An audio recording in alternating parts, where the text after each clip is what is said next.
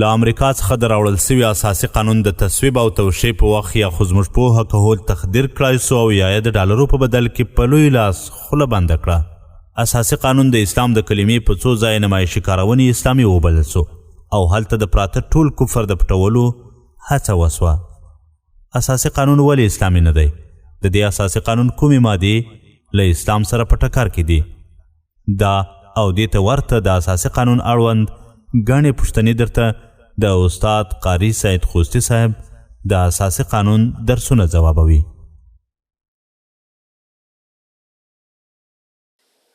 الحمد لله رب العالمين والصلاة والسلام على من بعث بالسيف رحمة للعالمين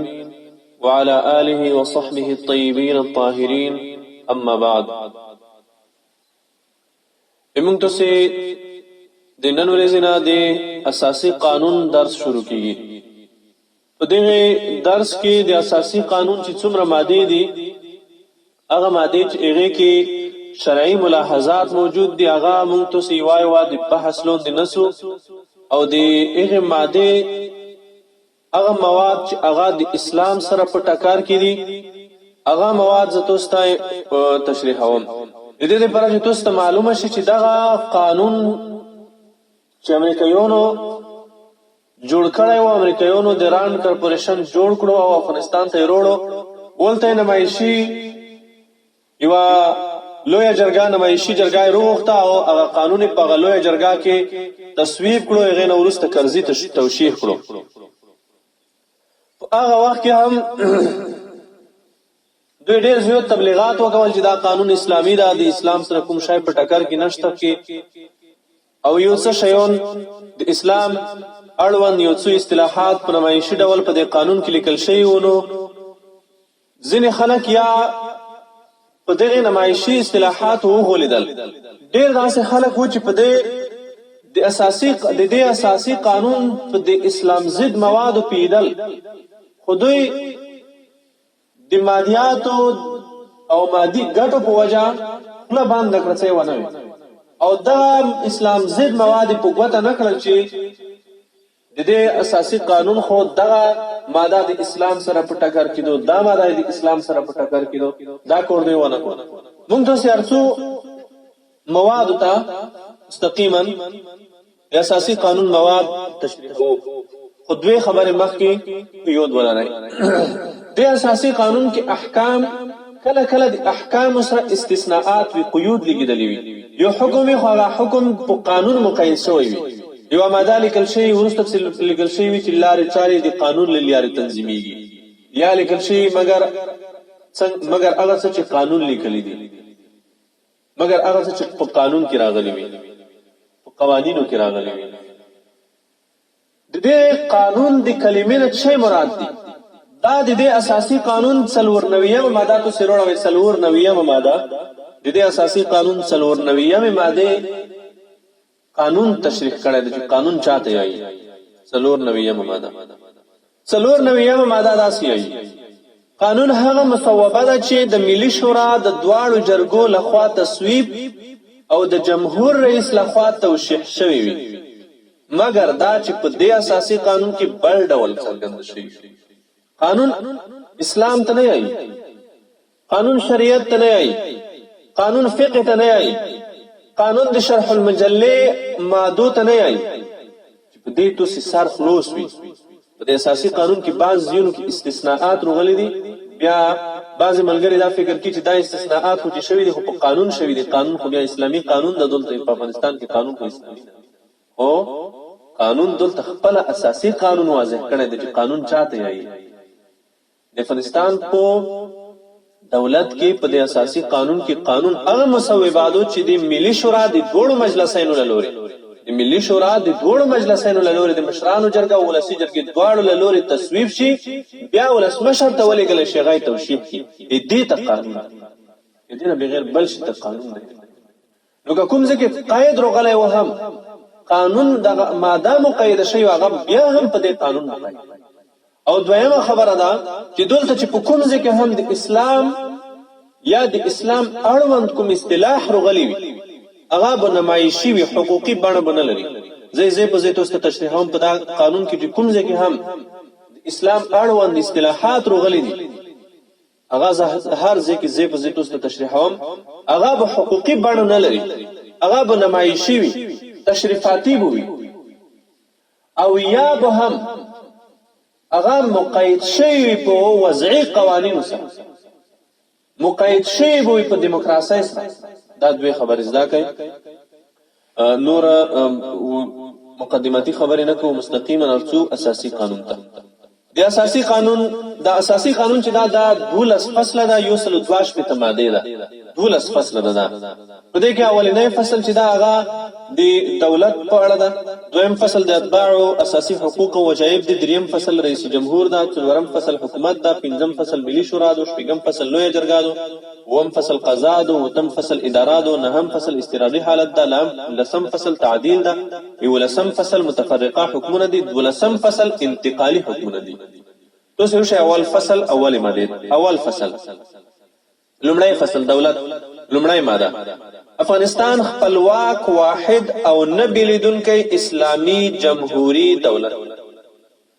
دا د افغانستان د اساسي قانون لومړی ماده ده دې ماده نه خلک استدلال کوي د افغانستان یو اسلامی جمهوری دولت دی اسلامی دا د اسلامی په ټکی سره دوی د ټول قانون اسلامی بولی او اسلامی مقید د جمهوری سره اسلامی جمهوری دولت دی او اسلام او جمهوریت دوه متضاد شي جمهوریت په مطلق ډول د منلو وړ نه دویمه ماده د افغانستان اسلامی جمهوری دولت دین اسلام د اسلام سپیڅلی دین دی د افغانستان د اسلامی جمهوری دولت دین د اسلام سپیڅلی دا بند خو صحیح ده دلته اسلام د دین په توګه د افغانستان لپاره منل شوی ده د افغانستان د دولت لپاره رسمي دینی اسلام ده ولاندې چې لیکلي دویم بند وګورئ د نورو ادیانو پیروان د خپل دین په پیروي او د خپل دینی مراسمو په اجرا کې د قانون د حکمونو په حدودو کې آزاد دي دا ډېر خطرناک ده دلته دوی یې چې د نورو ادیانو پیروان لومړی دلته د دینونو سره هم د نور کلمه کارول شوې ده او الته چې کله د څلورمه ماده کې چې کله د افغانستان اتباع تشریحيږي چې کله اتباع تعریفيږي چې اتباع د افغانستان افغان چاته وایي الته د قومونو یادونه شوې ده په قومونو کې هم ټول قومونه یاد شوي دي په آخر کې د نور کلمه راوړل شوې ده او نور قومونه دلته راوشي چې نور ادیانو پیروان په افغانستان کې خو د اسلام نه بغیر اسلام په افغانستان کې 99% خلک مسلمانان دي 1% غیر مسلم اقلیتونه هم نه پوره غیر مسلمان اقلیتونه 1% هم نه پوره کوي او مشخص معین خلک چې هغه سکان او اندوان د سکان او اندوانو نه بغیر په افغانستان کې بل دین خلک نشته نه يهودان شته نه نصرانيان شته نه بت پرستان شته نه مجوسیان شته هیڅ وګم هغه وخت پورې اوس حالت ما یادوي تر هغه وخت پورې دغه اساسي قانون تصویبي شو د 2000 لومړي کال هغه وخت پورې په هغه وخت کې یوازې یو دین ولا خلکو چې هغه سکانو انسان خود دلته ولې د نورو ادیانو پیروانو کلمه راوړي د نورو ادیان ځکه د اساسي قانون پراتلون کې د ټول کفر د لپاره دروازه خلاص کړي دلته سبا يهودي راځي نصراني راځي مجوسي راځي مشرک راځي بت پرست راځي کمونیست ملحد راځي دا څومره خلک چې راځي دوی ته بعد د اساسي قانون دروازه خلاص ایواز سیک راوړل شوی وای نو د نورو ادیانو دروازه خو بیا بند شو او امریکایي اشغالګرو غوښتل چې په افغانستان کې دینونو ته دروازه خلاص ټول دینونو ولا ته دروازه خلاصوي دی وجه د نورو ادیانو پیروانو وای یوې دا ځای خطرناک دویم د خپل دین په پیروي کې او د خپل دینی مراسمو په اجرا کې د قانون د حکمونو په حدودو کې آزاد دي ما تاسو ته قانون تعریف کړی دی د پروسر کې په 94 ماده کې قانون تعریف شوی دی قانون هم د اساسي قانون ته وایي قانون هغه مصوبې ته ویل کېږي چې د مجلسینو له لورې تصویب او د ولسمشر له لورې توشیح شي.